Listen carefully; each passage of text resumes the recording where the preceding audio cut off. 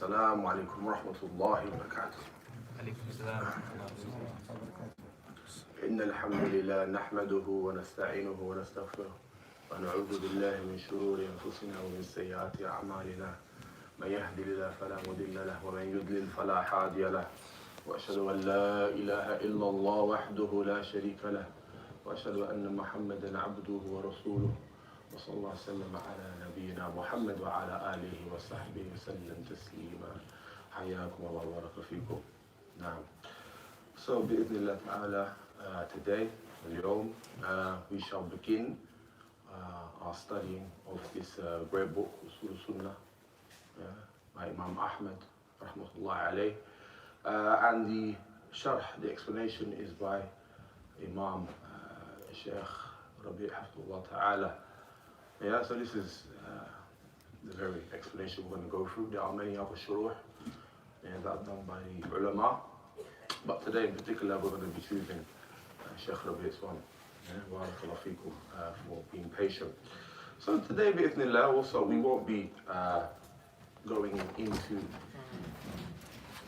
the book in too much detail. We're not going to take a high quantity of knowledge in today, but we'll start off with some simplicity, inshallah, bi'ithnillah.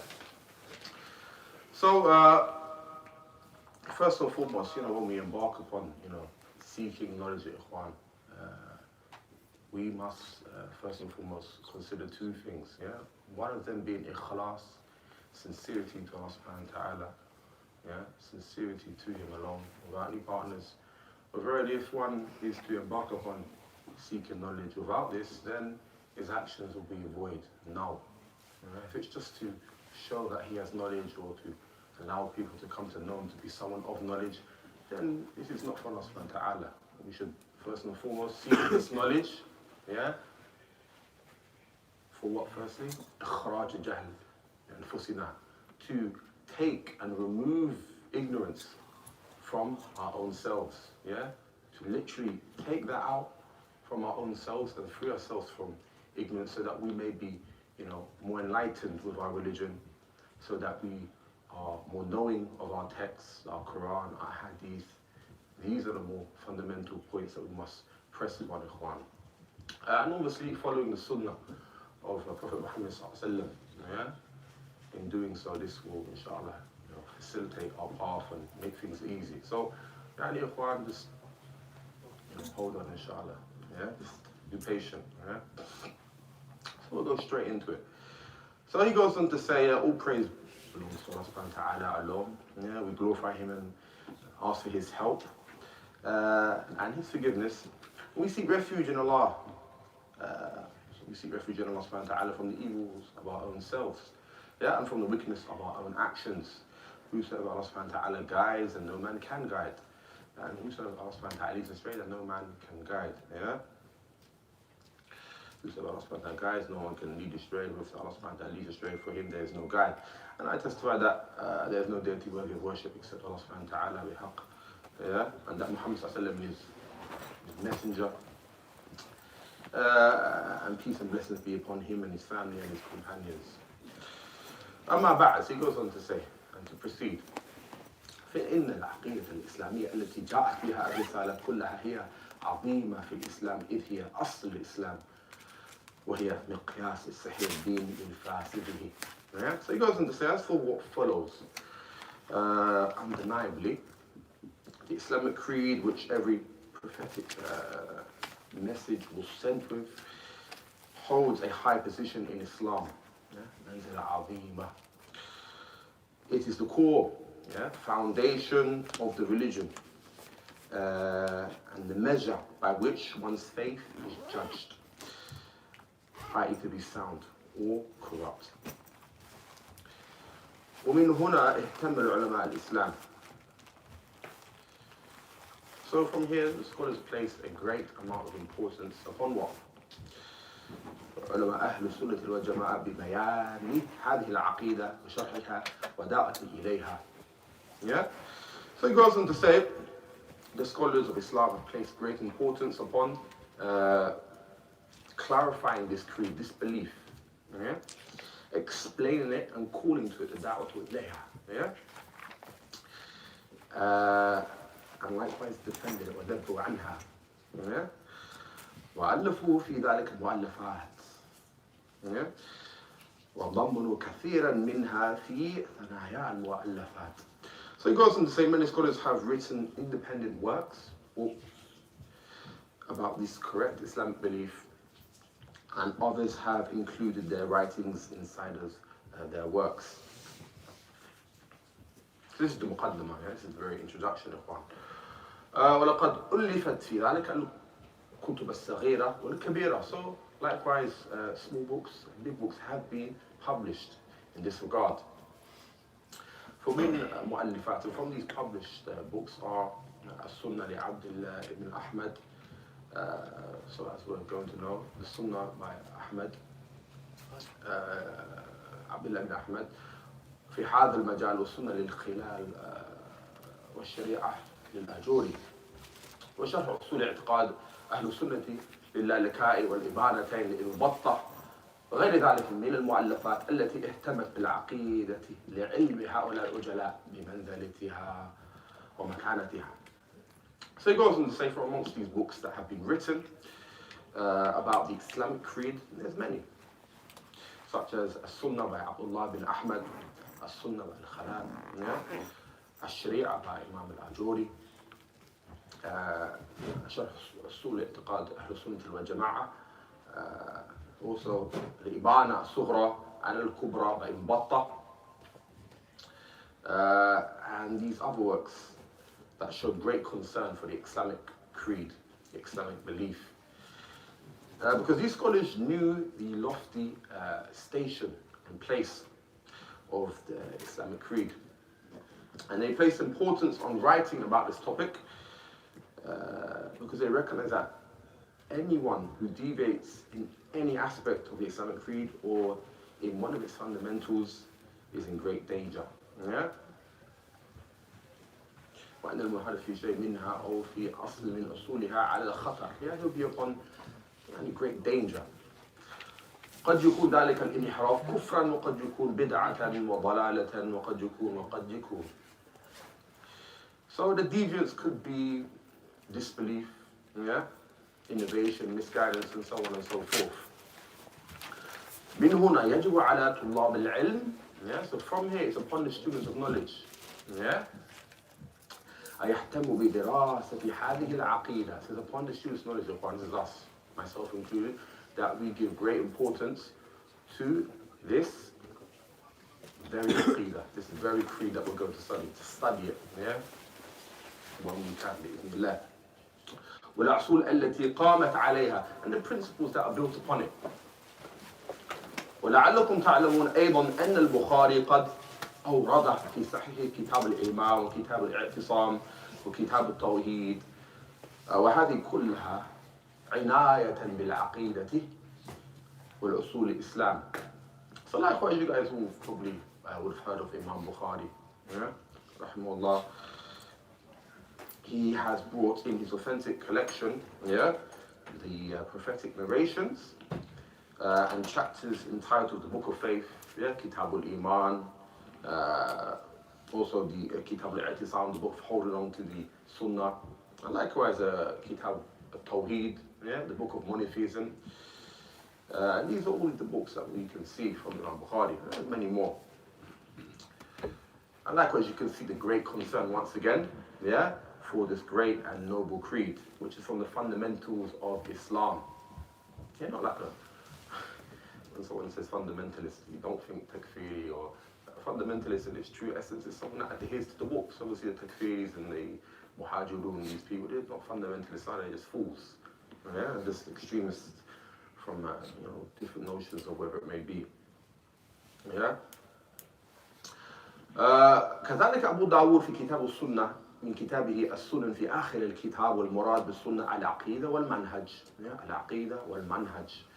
So likewise, Abu Dawood has mentioned the book of Sunnah at the end of his book, which is a collection of prophetic narrations once again, and know for sure that the intended meaning of a Sunnah is creed, belief, and methodology. Yeah, creed and methodology.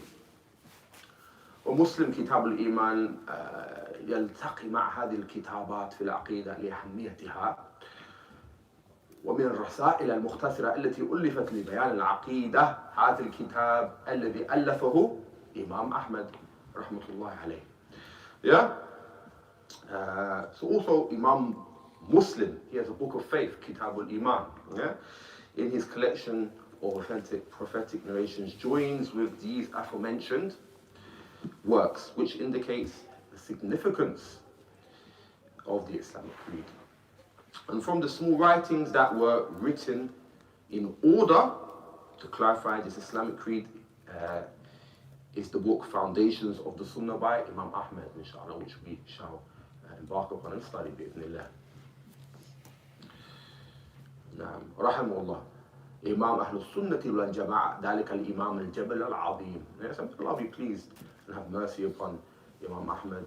Yeah, he was the Imam of the Sunnah and Jama'ah, and he was a mountain of knowledge.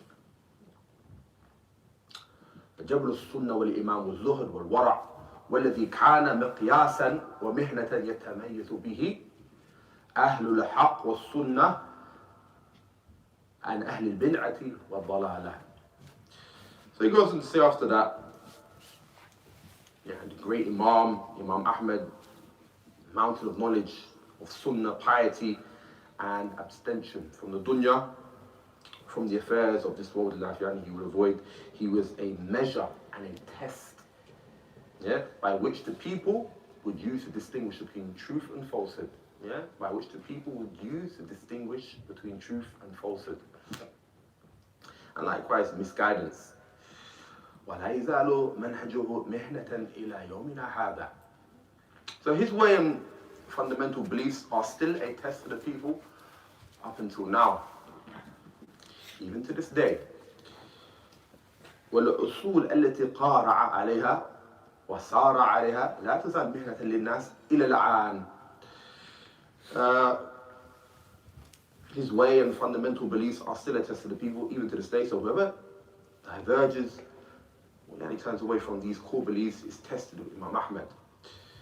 His methodology and his creed. So I would just first of all make mention of, and his name is quite a long one, but we'll just take it for what I've got here. So we have Ahmad ibn Muhammad ibn Hanbal ibn Asad al-Shaybani.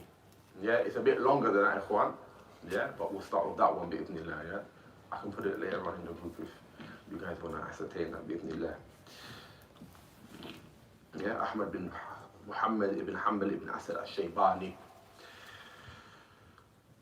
كان أحمد مهنة. Imam Ahmad was a test. الذي ينال منه يدل على ضلاله وخبثه وشره. So whoever belittled him, this person's misguidance, filth, and evil was apparent. Whoever hated Imam Ahmad, it was apparent that he was a person of misguidance and deviance. والذي يعظم ويقدر وكان يعلم الناس أنه من أهل السنة لأنه ما يعظم ويمجد أحمد وغيره إلا من أجل هذه السنة. نعم. So the people used to know that this was a person of sunnah. If you kind of like Imam Ahmad, not just kind of like, but you had love for him. If you hated them, you knew what he was about. The reality is that the one who honors Imam Ahmad, the reality is that no one honors Imam Ahmad except because of his pure creed and methodology. Ahmad and others such as Shafi'i, Malik, great scholars, Awza'i, did gain such a lofty level of nobility. They did gain such a lofty level of nobility in the eyes of the people, except because, or the reason being, because they held firm to the Islamic creed, respected it, and he called to it and safeguarded it. Tamassuk. So he goes on to, therefore, know the status of the Sunnah. I won't read the Arabic too much longer, So know the status of the Sunnah, Ikhwan. And recognize the people of Sunnah and their high position. Stick to their way and tread their path. For indeed by Allah, they were upon correct, upright guidance. Huda mustaqim. The book of Allah. Yeah? The Sunnah of the Messenger sallallahu alaihi wasallam, and the way of the noble companions, and at the head of them the righteous successors. Yeah? فعليكم بهذا. So upon you all is this, إخوان. ادرسوا هذا الكتيب الصغير. Study this small book.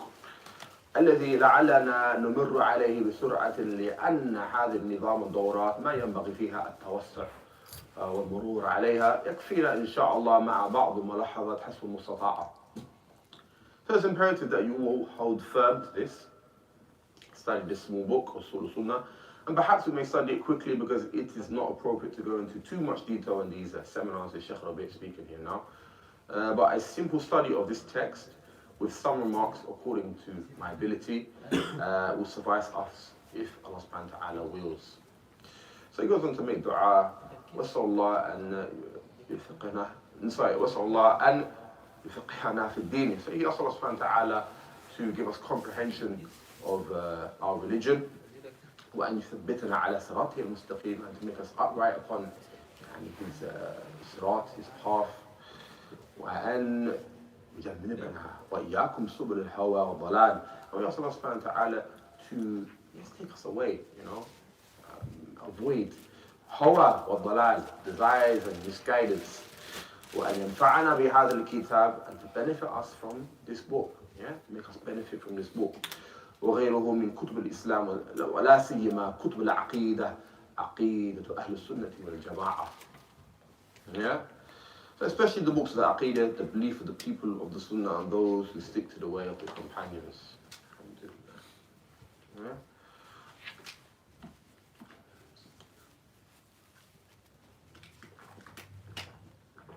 So he goes on to say, التمسك بما كان عليه الصحابة والاقتداء بهم. التمسك بما كان عليه الصحابة والاقتداء بهم. So he then brings the sanad, the chain of transmission for this very book. قال الإمام اللالكائي رحمه الله تعالى أخبرنا عن محمد بن عبد الله السكري قال حدثنا عثمان بن أحمد بن السماك قال حدثنا أبو محمد الحسن بن عبد الوهاب بن عمر قراءة عليه من كتابه في شهر ربيع الأول من سنة 93 و200. قال حدثنا أبو جعفر محمد بن سليمان المنقري البصري قال حدثني عبدوس بن مالك العطار قال سمعت أبا عبد الله أحمد بن محمد بن حنبل رحمه الله تعالى يقول. So this is the sanad. So he said that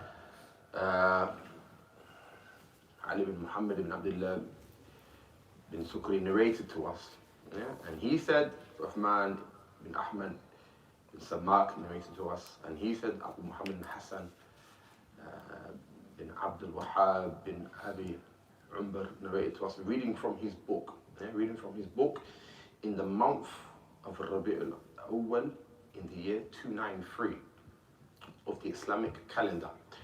And he said Abu Ja'far Muhammad ibn Sulaiman al-Munqari narrated to us, and he said Abdus bin Malik al-Attar narrated to me, and he said I heard Abu Abdullah Ahmad bin Muhammad bin Hanbal say. So this is just a proof of our religion. You can't get a Christian come here and read that. Like they haven't even got a sanad like that, and that's their so-called Kitab Muqaddas, so-called holy book. So this is how I deal for those that are kind of wondering why we read through these chains of transmission. It's to show, first and foremost, that we have proof for why we believe in these things. Because we don't just go digging around for books and say, oh look, it's a revelation from Allah subhanahu wa ta'ala. No. Everything's by chains of transmission. هنا ساق اللالكائي إسناده إلى إمام أحمد رحمه الله. So here, اللالكائي is an Imam, presented his chain of narration connecting to Imam Ahmad. And this chain of narration meets with the second chain, meaning that this chain was also mentioned by Imam al-Lalaka'i, in his work, Explanation of the Fundamental Beliefs of the People of Sunnah, we mentioned at the beginning. Now, so a little bit about Imam Ahmad, just a little bit about him. ولد في بغداد. He was born in Baghdad. ونشأ فيها يتيما, and he was brought up an orphan.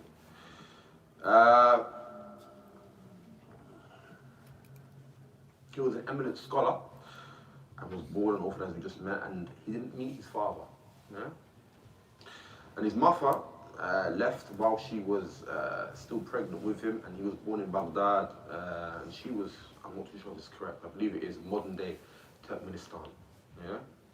She left modern day Turkmenistan while she was still pregnant with him, and he was born in Baghdad and was raised there and was educated there. And he was born in Rabi' al-Awwal 164. Yeah, he was born in Rabi' al-Awwal 164 and died Rabi' al-Awwal 241. Yeah, born 164 and died 241. That's what we have to remember. Yeah, the dates. A lot of people have to. What year was he born? If you didn't know his, date of birth, no problem. But now you know. The main thing is to know what he believed. Yeah. But if you know these additional things, excellent. Alhamdulillah. And he goes on. This is known from the others, the great scholars, to such as Imam Bukhari, who was born likewise in Shawwal and died in Shawwal 256. So it's known that the scholars, from their amazing affairs, Amura Azima, that the people of the ilm, Ahl al-ilm, the month in which they are born coincides with the month in which they die. Yeah? The month in which they were born coincides with the month in which they die. Yeah? Like, for example, Imam Bukhari. Now, so we're going to go through some of the aqwal of the Salaf in relation to Imam Ahmad now, yeah? How to Imam Ahmad, the life of Imam Ahmad. Before we actually get to the text, so when we get there, inshallah.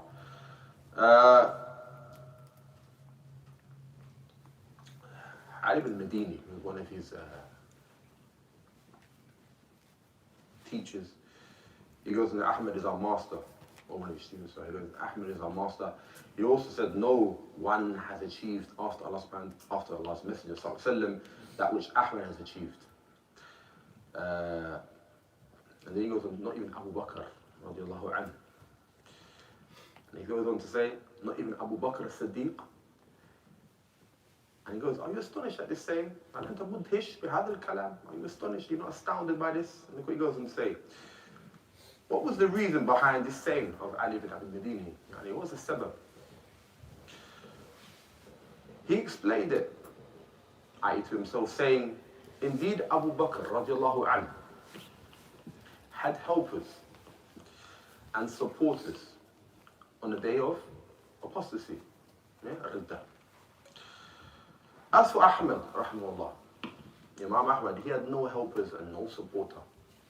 Yeah? In the inquisition of the Khalq al-Quran.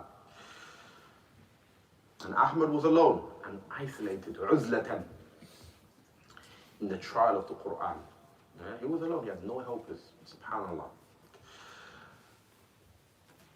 When people were compelled to say that the Quran was created, people, as you know, may have heard it in previous lessons, Abu Du'at, Abu Hakim, Abu Khadija, Allah Ta'ala, that people were compelled to say the Quran was created. Yeah? And then Ali ibn Abi Madini, he also said, Allah aided the religion at the hands of two men. Yeah? At the hands of two men. And there is no third. Abu Bakr on the day of apostasy, yeah, Hurub al-Ridda, and Ahmad bin Hanbal on the day of the Inquisition, yeah, the day of the Inquisition, maybe Khalq al-Quran, where the people were compelled to say the Quran was created, yeah. And there is no doubt, therefore, wala shak, that Allah established His religion through Ahmad ibn Hanbal in his era, fi asrihi. Though each and every fitna and trial, Allah raises those who will establish His religion. Allah subhanahu wa ta'ala does that. In every asr, in every era, Allah subhanahu wa ta'ala raises a mujaddid, someone that will establish and revive and bring back the sunnah of the Rasul sallallahu alayhi wa sallam. And then we'll bring the hadith now. Ibrahim ibn Abd al-Rahman al-Azhari, I think I'm saying it right, inshaAllah, said that Allah's Messenger sallallahu alayhi wa sallam said, يحمل هذا العلم, this knowledge will be carried من كل خلف العدول وينفون عنه التحريف الغالين وانتحال المبتلين وَتَأْوِيلُ الْجَاهِلِينَ. So this knowledge, yeah, will be carried by the trustworthy ones of this era. Yani in every generation. And they will expel from it. Yeah? Listen, Ikhwan, they will expel from it the distortations of every extremist and the fabrications of the liars and the interpretations, i.e. the false interpretations of the ignorant. Yeah, this is the work of someone that revives the religion. Doesn't go and say, I'm calling for jihad and hides in the cave and everyone else is dying. Yeah? It's real. Some people actually believe this. Some 12 years ago. Yeah? But nevertheless, Ikhwan, this is what true Mujaddid does. He revives the religion. Not just one aspect. He revives the whole thing. Books, Aqeedah, Fiqh. Yeah? Hajj, Tawheed, Sunnah, Dawah. Everything, Ikhwan. Yeah? This hadith is on the Prophet Ibn Atiyah. It's Hassan, and Bayhaqi brings it in Sunan al-Kubra. Yeah?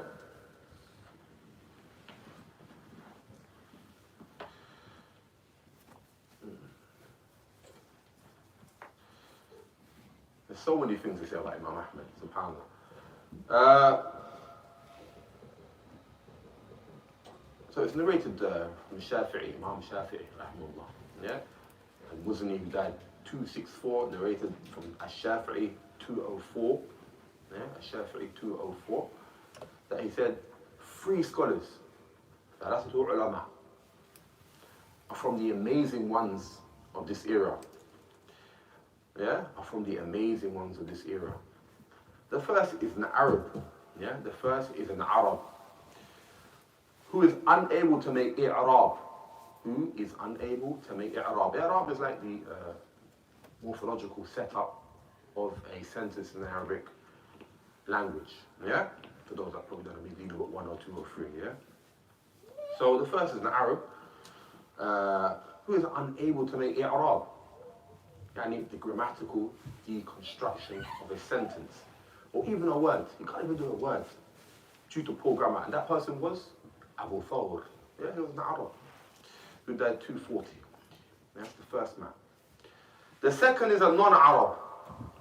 Yeah? Yeah? Who never makes a mistake. Yeah? ما يخطئ في إعراب. He never makes a grammatical mistake in I'rab. Yeah? Or a single, for example, word, he doesn't make a mistake in that. Hatta. And he goes and says that is Al-Hasan Al-Za'farani. Yeah? Who died 260 Hijri. And the third one, a young man, everything he utters, كل ما ينطق, is attested to as being correct. Kalam Sahih. By the great scholars. Everything he utters is attested to by the great scholars. And that is Imam Ahmad bin Hanbal, rahimahullah. And this is the witness and praise of Ash-Shafi'i for the people of knowledge. Yeah? The first one, Abu Thawr. Is an Arab you can't make? What, Ikhwan? I'rab, grammatical deconstruction of a sentence. The second one is a non-Arab. Yeah? Hassan al-Za'faran. When he speaks, he don't make a single error. He's not erroneous in anything. And the last one, a young man with everything utters, كل ما ينطق من كلام, is attested to by the scholars, and that's Imam Ahmad. And this is from Imam Shafi'i. Yeah? As you all know, Ikhwan, we're Salafis, alhamdulillah, we're Sunnis. Yeah, we stick to the books. We stick to the ulama. We don't go back to some shab in a masjid or an estate. You know, I'm not saying I'm that guy, but I'm trying to say we go back to the scholars. If we can't get the scholars, we go back to the du'a. Those are in contact with scholars. And this is what we do, Ikhwan. Yeah? Look, the hadith. وَأَنَّ الْعُلَمَاءُ وَرَثَةُ الْأَنْبِيَاءِ. Yeah? The scholars are inheritors of the prophets. وَأَنَّ الْأَنْبِيَاء لَمْ يُوَرِّثُوا دِينَارًا وَلَا دِرْهَمًا وَوَرِّثُوا الْعِلْمَ فَمَنْ أَخَذَهُ أَخْذَ بِحَظٍ وَافِرٍ. Yeah? The scholars are the inheritors of the prophets. And the prophets leave neither dinar nor dirham. They only leave knowledge. They only leave knowledge. And he who takes it takes an abundant portion. This hadith is Abu Dawood. And Ahmad is an inheritor of this knowledge, clearly. And for this reason, Ibn Taymiyyah, who died 728 Hijri, he goes on to say, the Hanabila are known as the people who least from the Muslims fall into bid'ah. That's what Ibn Taymiyyah has mentioned. Naam.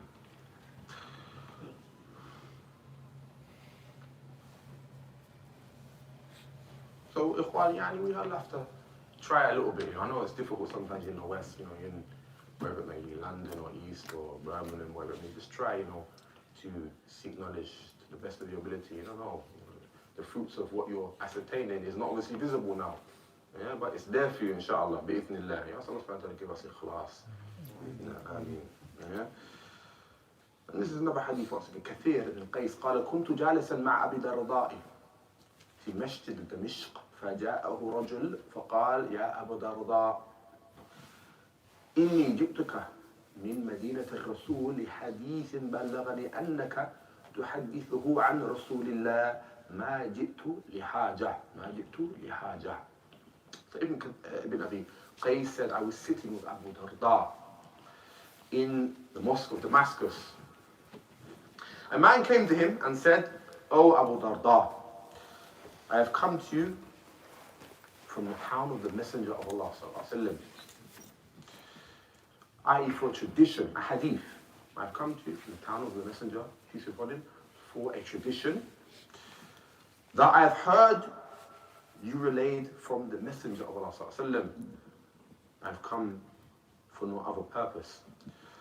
قال فإني سمعت رسول الله. He said, for verily I have heard the Messenger of Allah يقول, saying, this is the hadith now, ikhwan, من سلك طريقا يطلبه فيه علما سلك الله به طريقا من طرق الجنة وأن الملائكة لا تضع أجنحتها رضاء للطالب العلم. So Abu Darda said, I heard the Messenger of Allah say, if anyone travels a path, he traverses upon a path, in search of knowledge, Allah will cause him to travel on one of the paths to paradise. Yeah, on one of the paths to paradise. And the angels will lower their wings in their great pleasure with the one who seeks knowledge. وأن العالم يستغفر له من في السماوات ومن في الأرض الحيطان في جوف الماء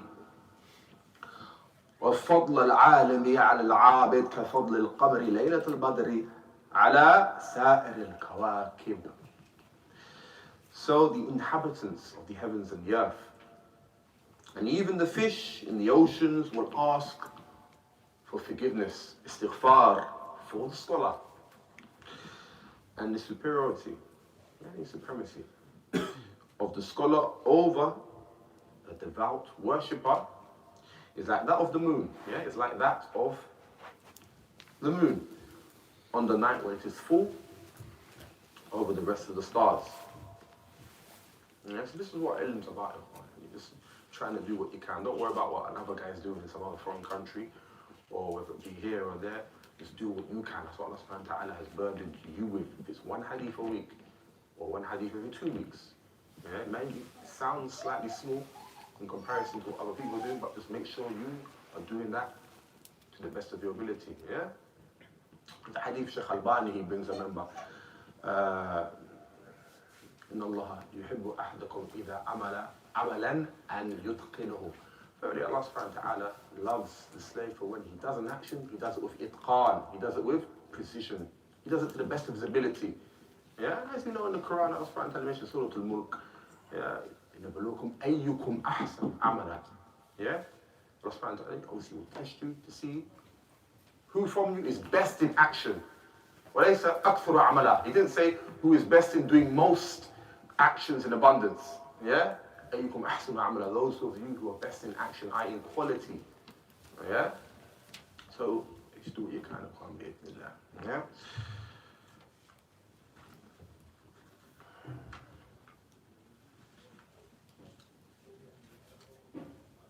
And then he goes and says, كما أوردها ابن أبي يعلى في طبقاته هاتين النسختان وبإسنادين مختلفين أحدهما يشد الآخر ويأكد نسبة هذه الرسالة إلى إمام أحمد بن حنبل رحمه الله إمام أهل السنة والجماعة. So likewise, his chain has been presented. He's going to actually go to the very narration of the Sanad. Ibn Abi Ya'la and his tabaqat. These are two different manuscripts and two different chains of narrations, but together each one of them strengthens the other. Each one of them strengthens the other. And furthermore affirms the adscription of this work to Imam Ahmad and the Imam Sunnah. كذلك الشيخ الألباني وجد مخطوطة في مجموع في الأسانيد يقارن بينها ونفعل ذلك إن شاء الله إذا سنحت الفرصة. نعم. So likewise Sheikh Albani found a manuscript, yeah? You know Sheikh Albani? Yeah? Found a manuscript in a collection of works in the library of Hurraira and copied it with his own pen. Look at that, Sheikh Albani, writing down things with a pen. Mm-hmm. And I think this manuscript connects to Imam Ahmad from another group of narrations. Wallahu a'lam, he said Allah knows best. One should look to the different chains of narrations and compare between them. If the opportunity arrives, we will do that, inshallah. Okay, bismillah. So we'll do the first one, bismillah. Yeah, we'll do the first one. So he goes on to say, now we're going to the actual book, yeah, we're going to the actual book now. Yeah, the previous stuff I kind of brought additional for you to somewhat understand what Imam Ahmad was, yeah, and get a little kick out of, that sort of introduction, inshallah. So he goes on to say, yeah, Usool sunnati عندنا, yeah, Usool sunnati عندنا التمسك بما كان عليه أصحاب الرسول الله صلى الله عليه وسلم والاقتداء بهم وترك بدع وكل بدعة فهي ضلالة وكل بدعة فهي ضلالة. So the first thing he mentions, the foundations of the Sunnah are with us. Usool sunnati عندنا, holding firm to the way of the companions. Yeah, التمسك بما كان عليه أصحاب الرسول الله صلى الله عليه وسلم. Yeah, holding firm to the way of the companions. Yeah, والاقتداء بهم, and following them in that. Yeah, and taking them as an example. فالذي عليه أصحاب الرسول الله هو المقياس. Yeah, so that which the companions of the Prophet were upon is the standard for those who are seeking the truth. الذين يتمسكون بهذا الأصل وهو ما كان عليه الرسول وصحابته الكرام. For those that are somewhat, holding firm, strongly onto this great principle which the Prophet ﷺ was upon, وصحابته الكرام, likewise the companions. For indeed it is the way of the Messenger, no companions, and they were unquestionably upon guidance. Yeah? وما كان رسول الله صلى الله عليه وسلم وصحابته الكرام والخلفاء الراشدون إلا على حدى والرشاد على كتاب الله وعلى سنة رسول الله صلى الله عليه وسلم في عقائدهم وعبادتهم ومعاملتهم وسائر شؤونهم ولا سيما العقيدة. So they held firm to the Book of Allah and the Sunnah of the Messenger صلى الله عليه وسلم, and this was their creed, worship, likewise interactions and all other affairs, especially in creed. فأحمد رحمه الله يشير إلى هذا الأصل العظيم في إمام أحمد, which somewhat allude to this great asl, this great principle. وهذه القاعدة العريضة التي يند عنها شيء من الإسلام وخاصة العقيدة. Yeah. So Imam Ahmad is pointing out this great fundamental principle, yeah, which no part of the religion separates from, especially the affairs of Islamic creed.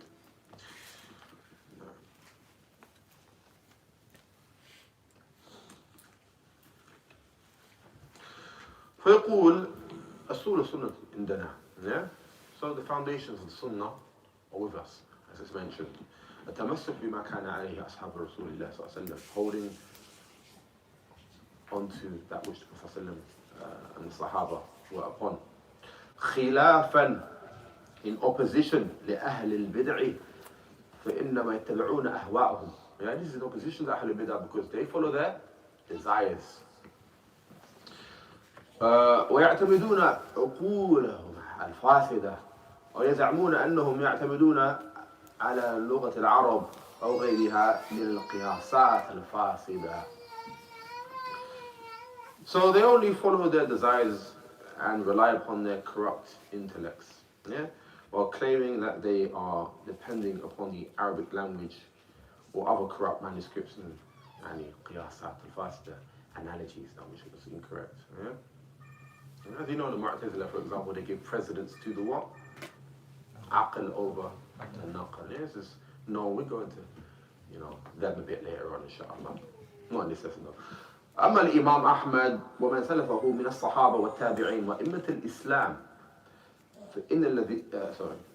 فإن الدين الذي يتمسكون به هو كتاب الله وسنة الرسول الله عليه الصلاة والسلام ولا سيما في مجال العقيدة فهم لا يخرجون عن ذلك إن شاء الله وفي ذلك الهدى المستقيم. That's what Imam Ahmad and those who preceded him from the noble companions, their successors and the scholars of Islam, the religion which they held firm to is the Book of Allah and the Sunnah of the Messenger, especially in affairs of Islamic creed. They don't depart from these two sources. In that is a straight upright guidance. Yeah? And as I mentioned probably before, Hawa, in this sense, one following the guidance, lughatan, linguistically, it means ميل الطبع إلى ما يلائمه. Basically means, in this sense, when one inclines to doing what he wants. Yeah, he's inclined to do whatever he wishes to. ميل الطبع إلى ما يلائمه. This is the linguistic meaning of Hawa. Ibn Qayyim mentioned that as well. Sorry, Ibn Qayyim mentioned that. Yeah.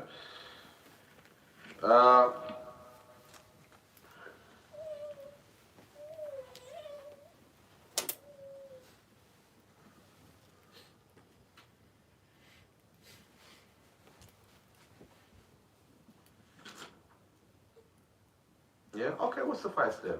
Barakallahu feekum. We won't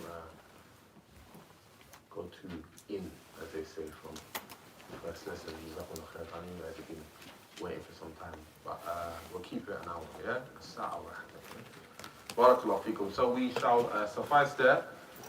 Bi'idhnillah.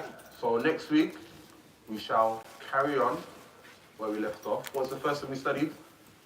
التمسك بما كان عليه أصحاب رسول الله صلى الله عليه وسلم والاقتداء بهم. Yeah, so the first principle, yeah, so I should have mentioned us-Sunnah, the foundations of the Sunnah are with us. And the first thing that we've mentioned is التمسك بما كان عليه أصحاب رسول الله صلى الله عليه وسلم, holding firm to that which the companions of the Messenger of Allah, peace upon him, were upon. Why do we do this, Ikhwan? Who thinks they have a slight idea as why he mentioned this first? Over them. Who thinks they have an inkling? Why do you think he mentioned this? Now. Is it because of the hadith where the Prophet peace upon him said, hold on to upon you is my Sunnah and that of the Khulafa Rashideen. Ahsan, yeah? What are you going to say, Akh? Everything else would follow that. Yes. These people witnessed the nuzul of the Quran. Yeah? Who do you think would understand it best? A man that comes 700 years ago, or those that believed and died upon Islam, and the Prophet ﷺ and Allah attested to their guidance and belief. Yeah? This is all why religion is important, to go back to these people. Prophet I think mentioned خير الناس قرني as well. خير الناس قرني ثم الذين يلونهم ثم الذين يلونهم. The best of my generation is what? My generation and those who come after them and those that come after them. Yeah? But we're going to go into all of that bi'idhnillah ta'ala, yeah?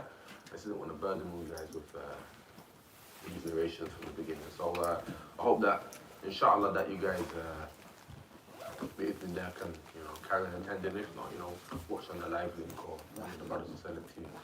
والصفحة there. وصلى الله على نبي محمد وعلى آله وصحبه وسلم تسليما جزاكم الله خيرا. نعم.